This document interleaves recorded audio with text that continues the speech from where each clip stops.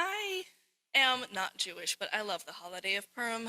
I love the celebration, the joy, the fun, the costumes, and of course the cookies. Who doesn't like cookies? The Book of Esther is one of the shortest scrolls at the festivals of the Jewish year. And the story of Esther tells us that it's kind of like a fairy tale in some ways. So I'm going to begin at the beginning of the story. Though we've gotten our synopsis from Bim Bam. That was very delightful. I especially like the text messages. Once upon a time, during the Persian Empire, King Asorius, or Xerxes I, was looking for a new wife. Throughout the land, all maidens were called to be shown to the king, so the king could pick out his new queen. Esther, whose parents passed away, was raised by her uncle Mordecai. Esther was trained to be beautiful and found herself among the group of courtiers to be chosen, and she was chosen to be the fairest of them all as his queen. Then enters our story villain Haman, a wealthy advisor on the king's court, who asks everyone to bow down to him, and when Mordecai does not, decides to take the king's ring and power and make a decree to destroy all of the Jewish people in Persia. Mordecai finds out about these decrees, sees the terror and famine and hardship placed on the Jewish people, and asks Esther to go to the king and tell the king the truth of her identity and what has happened, hoping maybe if she has favor, the Jewish people in Persia will be saved. She tells him, if I go to the king, look what happened to Vashti. I might lose my life. He begs her to go anyway, saying, and I quote from Esther chapter 4, 13 through 14, "Do not think that in the king's palace you will escape any more than all the other Jews. For if you keep silent at such a time as this, relief and deliverance will rise for the Jews from another quarter, but you and your father's family will perish. Who knows? Perhaps you have come to royal dignity for just such a time as this." So Queen Esther approaches the king, asks him to put on a feast for him and his friends, which he says yes. She brings the best food and the best wine and the best entertainment, and he loves it. And he says, this is great. What is your wish? What do you want? Do you want half my kingdom? Do you want, what do you wish for? And she replies, all I want is my life, for my life and for the life of my peoples. For Haman has decreed under your name that all my people will be destroyed. The king grows furious to learn about this and seeks revenge on Haman, and so our story wraps up with Mordecai being on the royal court, the Jewish people being saved, and Haman being yelled, and that's the nice ending. We'll get to another reveal later in the sermon. There's so much about this dynamic and fun story to unpack, but I keep being struck by this simple fact for this sermon. Out of the 39 books in the Hebrew Bible, only 2 of them are named for women characters, the book of Ruth and the book of Esther. There are many other women throughout the books, for example, Miriam, Sarah, Hagar, Rachel, women characters with names, but there are many, many, many more without any names whatsoever. The book of Esther is one of the only stories, not the only story, but one of the only stories, where a woman owns her name and gets the power to make her decisions, where a woman has agency. The story of someone using their privilege and their agency for good. And the story of Esther is undeniably a woman's story. Everywhere in the story, Esther is trying to live within the confines and the structures of the men that are around her. She is working and under the guidance of her uncle. She's working within the specific rules of the king to become queen. She hides parts of her identity to be able to gain power at the insistence of her uncle. She is constantly trying to navigate her precarious station and status around the rules of men in her life. And this is not that unusual for women-identified people, especially trans women and non-binary people. There are so many rules of society, of culture, of standing, around what it means to be and exist. And they often intersect in particular ways with religious, racial, and ethnic identities. Understanding that Esther hid a part of herself, her ethnic and religious identity, in order to gain the favor of king and to play within the systems of the court. It took her a grave personal risk, a risk that could have taken her life, to be outspoken and truthful about all of her identities, about all of who she was. In fact, what she asked for in this story, can I have my life? Can my people live? Today, there are marginalized people everywhere asking if they can live. Can our people live? Can we see and understand the rampant inequalities that still persist for women-identified people? Everything from our paychecks to our housing to our health care.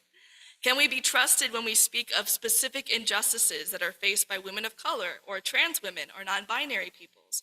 Can we be heard when we speak of trauma like sexual violence, harassment, or domestic abuse? Can people with uteruses have the agency to control what happens to our bodies? When will the powers that be among us stop passing laws and creating environments that spell out the death of women-identified people? These questions continue to linger with us, and I feel it especially in 2024. And one of the answers that comes from these can we live, are the people who are brave enough to stand up, to take off their masks, the layers of privilege or protection or silence, and be brave enough to risk being truthful about who they are. The statement that's the turning point in this entire story is that Mordecai tells Esther, perhaps you have come to royal dignity for just such a time as this. For just such a time as this. That invitation is the one that asks, whatever precarious privilege might have been won if you hid yourself, if you wear a mask, if you fit in, will not actually save you. Esther in our story is afraid to speak out. She knows the risk of being brought to the king without invitation, literally death. She's aware that she would lose her comfort, her safety, her wealth, and her livelihood by ruling by the rules of the court, and yet she decided to speak out anyway. It is easy for anyone of relative racial or economic privilege to rest in relative power and to stay silent, to wear the masks that help us navigate white supremacy and patriarchy and power. I think a lot about myself as a white cisgendered woman and what I was taught about what it meant to be a woman growing up, right? Stay silent, be polite, make people happy, don't ruffle feathers, smile, shrug it off, especially when things get uncomfortable. Does that sound familiar to anyone? What I eventually learned is by not speaking up, my mask, my way of playing with the rules, of presenting myself that was smaller and easier for others to control, that mask might have helped me survive in certain ways by the rules of white supremacy culture, of patriarchy, of gender roles and oppression. But my silence would end up costing me. In time, I would continue to grow smaller. I would lose my sense of safety or love or self. All the while, there are plenty of others who cannot have a mask, who have heavier consequences to the same oppression that I face, because it's not as if people who say black women can deny their own blackness or trans women can deny their trans identity. There are plenty of others at the intersections that do not have the ability to wear the mask that I do because of my privileges. Therefore, it's even more important that I take off the masks, stand in my truth, and advocate for others. Esther had a lot to lose, but she took the risk anyway. She laid the truth about the injustices happening in her community and laid the truth to bear. And she did it so that she could change the course of history to save herself and her people. She was indeed the person needed for such a time as this. We know there can be consequences when women-identified people speak truth to power. We can be fired from our jobs, we can risk our health and well-being, we can end relationships. There's also incredible progress. Centuries of women activists who spoke out, who owned their truth, that made that progress happen. Women who were jailed and beaten brought us the suffrage and right to vote. Women who were lambasted by the news and jailed for protests brought us the Black Lives Matter movement and Black Mothers Bailout Fund. Women and people with uteruses whose bodies are ridiculed and harassed continue to fight for reproductive justice. Trans women literally made the way for any LGBTQIA plus rights in this country. I am grateful for all the people who have had hard-won rights, who have spoken their truth and made it possible for me to live the life I do today.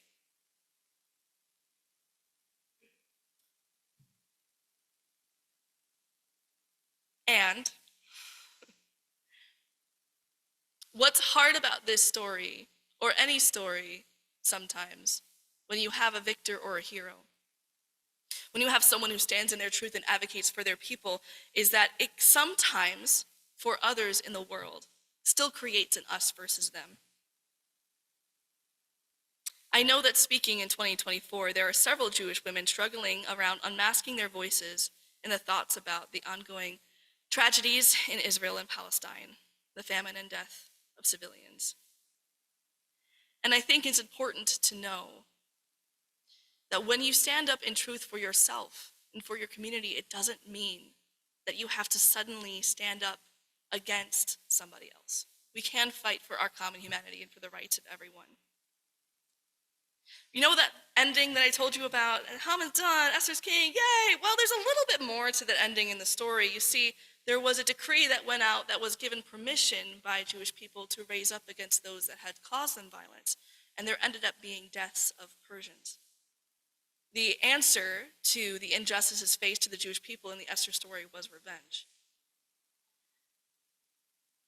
And Esther, as far as I know in the story, it was Mordecai that called for those decrees, not Esther herself. So maybe I get to save Esther. I don't know. Human beings are complicated. But revenge does not actually mean liberation or justice. The justice was served when the violence ended, not when the violence began. And when I think about people who are like Queen Esther, when I think about people who fight for justices, it's not just the justice of our people, our side, it's the justice of everyone. Like Sylvia Rivera and Marsha P. Johnson, who fought for the rights of trans women, but by doing so, ended up spearheading the Gay Liberation Front. Or I think about Rosa Parks, who fought for her right to sit in the bus, but by doing so, ended up being a pivotal moment for civil rights justice. When we think about people who stand in their truth and take off the masks and are vulnerable about their identities, it's important that we make sure that we fight for the liberation of everyone. And I know that there are people who are doing so. I know that we can ask for peace, for the release of hostages, for the dignity and end of anti-Semitism, just as we can end the deaths of countless people in Palestine. It doesn't have to be an either or. Liberation for all is possible. And I know this because of people who have lived in their life like Esther. People who stand up and announce who they are. I still am charged by that question in the story. Perhaps you have come to royal dignity for just such a time as this. What is our time? In 2024, what have we been brought to for such a time as this, right now? I'm thinking of my own dignity, my own position, my privilege. Who do I advocate for? Who do I make sure to stand up? What truths do I continue to unveil about myself and my identity? How do I own part of myself? How do I unlearn the legacies of making myself ever smaller and smaller and smaller and instead decide I can take up space? Instead decide there is no zero-sum game. We are in our economy, our environment, our world, our justice together. Whatever gender or identity you have, whether you're Jewish or not, I hope you each find and live the truth of who you are right now in such a time as this, because you're needed. Who you are right now is needed in this world. So I continue to raise a glass or some hamantaschen to toast to Esther. Esther the queen, the one who helped liberate her people, the badass who stood in her truth for the liberation of others. May we take her story and remember that whenever we do the work of justice, When we get vulnerable enough to display our own humanity and truth, we advocate for others too, that we do not turn to revenge but to mercy. For when compassion wins the day, maybe we can celebrate a world where every mask can be removed, where everyone can safely stand in their truth, and where all of us